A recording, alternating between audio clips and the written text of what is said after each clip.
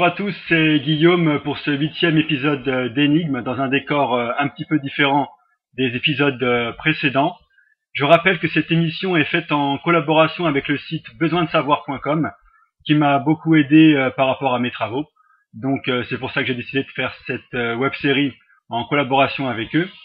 Aujourd'hui, nous allons parler de la disparition mystérieuse de 2000 habitants dans un village esquimau en 1930. John, c'est à toi.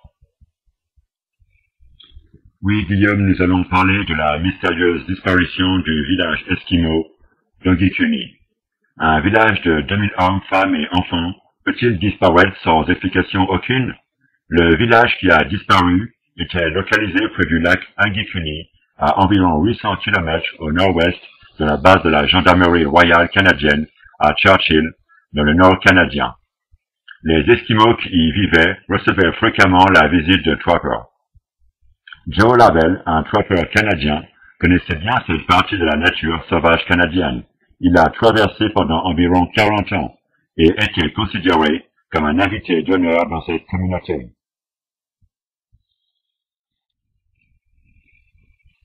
En novembre 1930, Joe Labelle arrive dans le village esquimau, sur les rives du lac Ingikuni. Il est accueilli par un silence total, ce qui le déroute. Car, familier de l'endroit, il connaît les habitants. Il est habituellement accueilli par les chiens qui se manifestent par des aboiements. Pour une communauté de pêche florissante et d'environ 2000 habitants et d'ordinaire animés, ce silence est étrange et troublant.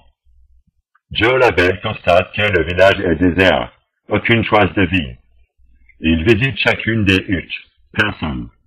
Toutes les habitations sont vacantes. Il aperçoit un feu. Il s'approche avec précaution. Sur le feu, qui est sur le point de s'éteindre, une immense marmite de ragoût noirci, pour ce qui ressemble beaucoup à un dernier repas. Il n'y a aucun signe d'une lutte dans le village. Il semble que les villageois aient disparu. Joe Labelle ne sait que penser. Ses amis esquimaux ne lui ont rien dit. Aucun départ collectif n'était programmé. Aucune cérémonie n'était prévue. Exode ou exil soudain et rapide. Impossible. Des pistes, des pas, des empreintes s'éloignant de la colonie auraient été repérées, même avec quelques jours de neige. Or, aucune trace de ce type ne fut retrouvée.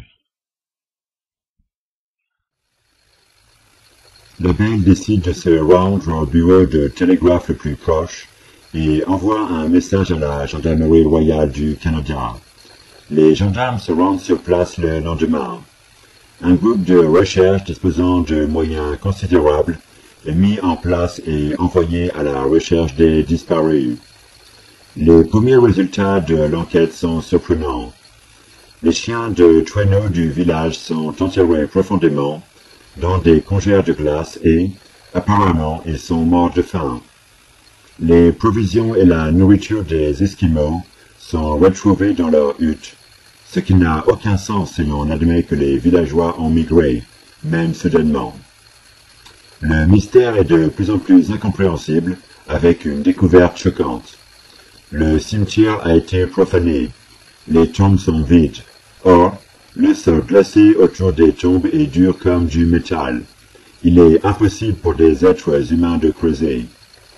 Plus tard, lors de cette première nuit d'investigation, dans un silence surnaturel, les gendarmes restés avec Labelle regardent avec stupeur une étrange lueur bleue qui éclaire l'horizon. Il ne s'agit pas d'une aurore boréale.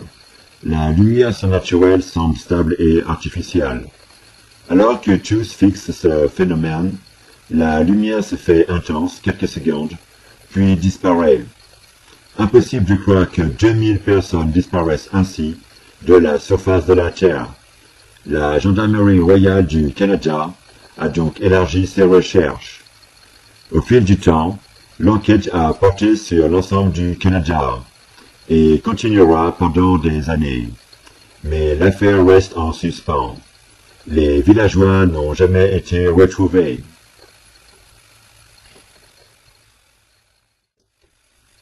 On pensait qu'une explication rationnelle finirait par faire la lumière sur ce mystère, mais la disparition massive des villageois d'Angikuni n'est toujours pas expliquée.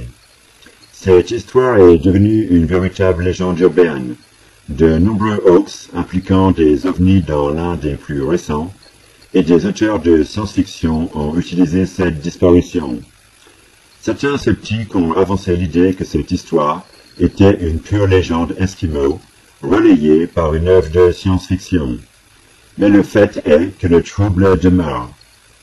La Gendarmerie royale du Canada nie évidemment la véracité et la possibilité d'un tel phénomène, avançant l'argument principal, mais peu convaincant, qu'un village de 2000 personnes n'a jamais existé dans cette partie du Canada, et que la disparition trouve son origine dans un récit populaire. Il n'en demeure pas moins qu'un village similaire a bel et bien existé, et que cette légende n'appartient pas au folklore esquimau.